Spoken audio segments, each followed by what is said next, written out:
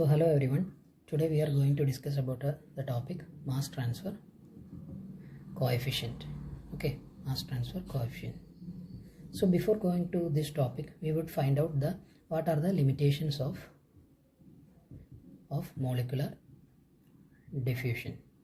Okay, we already studied this molecular diffusion in the previous lectures. So molecular diffusion is confined with basically two general models, that is, one is equimolar counter diffusion,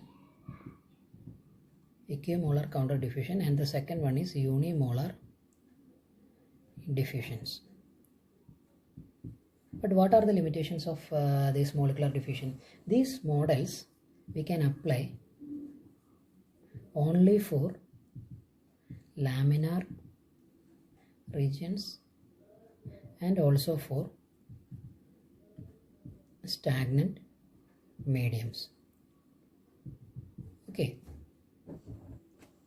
but in practical cases, the chemical process industries are dealing with laminar as well as turbulent regions. So take an example, that gas liquid absorption system. Okay, in a countercurrent direction, gas is flowing in this direction and liquid is flowing in this direction. Some of the components from the liquid can be extracted by the gas. So in that column, the layer that is adhered to the surface is in the laminar region, and the core region, that is the center core region, is in the turbulent one. Okay, turbulent case. Okay, so in these cases we cannot apply the molecular diffusion models. So they developed one technical term, that is MTC, that is mass transfer coefficient. Okay, so now let us consider a circular pipe through which water is flowing through the pipe, and let us assume that the fluid layer that is adjacent to the circular pipe showing laminar flow behavior, and the central core showing turbulent flow behavior. Okay, then we can fix some sugar molecules on the surface of the circular pipe, and after some time we can see that the sugar molecules will slowly diffusing into the water medium. Okay, so in this case, this is a combination of turbulent and laminar, okay, flow behavior case. In this case, we cannot apply directly the molecular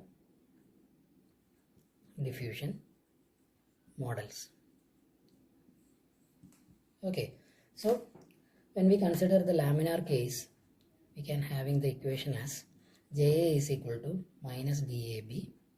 DAB means here A is sugar molecules and B is, that is, the water medium. Okay, so A is diffusing into B, minus DAB into DCA, that is the concentration difference of A, the sugar molecules, divided by DR, that is the radial case. Okay, then in the case of turbulent, JA is equal to minus ED, that is eddy diffusivity, into DCA by DR. This is the same. Okay, only here it is changing, that is, here it is diffusivity and here it is eddy diffusivity. Okay, this is diffusion diffusivity and this is eddy diffusivity. So combining these two equations, then you will get the combined model, that is minus of DAB plus ED into DCA by DR. But here in this case, we can see that this DAB is constant with respect to a given temperature and pressure. But in the case of ED, it is not a constant value. Not a constant, and it is changing with respect to flow patterns and positions. Okay, so the combined value is always changing with respect to time. Okay, so they introduced a technical term, that is mass transfer coefficient okay, and that is denoted by small k. It is similar to the case in the heat transfer, that is convective heat transfer. There is a coefficient, that is heat transfer coefficient. Okay, similarly in mass transfer, convective mass transfer, there is a coefficient that is called a constant coefficient, that is called a mass transfer coefficient, and this is an experimental value. It's an experimental value. So in practical cases, we denote the flux, molar or mass flux, in terms of n, that is stationary frame of reference,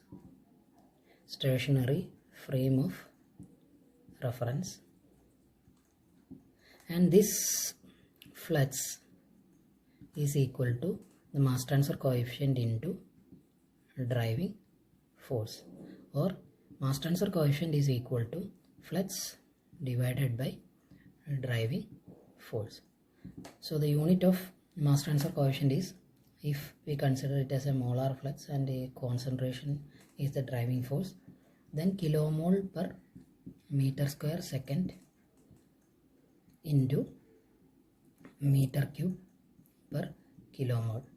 Okay, so this meter cube, meter square will get cancelled, kilomole gets cancelled, then you will get meter per second. So meter per second is the unit of mass transfer coefficient. And there are several types of mass transfer coefficients here. So they are depends on these different types of mass transfer coefficients will depend on first,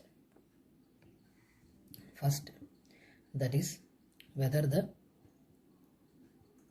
mass transfer is occurs in gas or liquid phase. Okay, then second one is the choice of a driving force. Okay, that is concentration or partial pressure or mole fraction, like that. Okay, then the third one is whether the system is equimolar or unimolar. Okay, these cases the mass transfer coefficient, in these cases the mass transfer coefficient will vary. Okay, the equation will vary. So generally mass transfer in the gas phase can be written in three forms, that is Na, that is molar flux with respect to stationary observer, that is equal to Kg into, that is gas phase, Kg means that is mass transfer coefficient in gas phase, into Pa1 minus Pa2, that is partial pressure difference. Okay, that is the driving force here is partial pressure. Then the same mass transfer coefficient is written in mole fraction, Ky into Ya1 minus Ya2. This is the mole fraction difference, and Ky is in the term of mass transfer coefficient in the term of mole fraction. And same is in the case of Kc into concentration difference term, Ca2. Okay, in the liquid phase, it can be written as Na is equal to Kh into Hc1 minus Hc2. Okay, that is a mole fraction difference, and same Kl into, that is a liquid phase mass transfer coefficient, into Ca1 minus Ca2.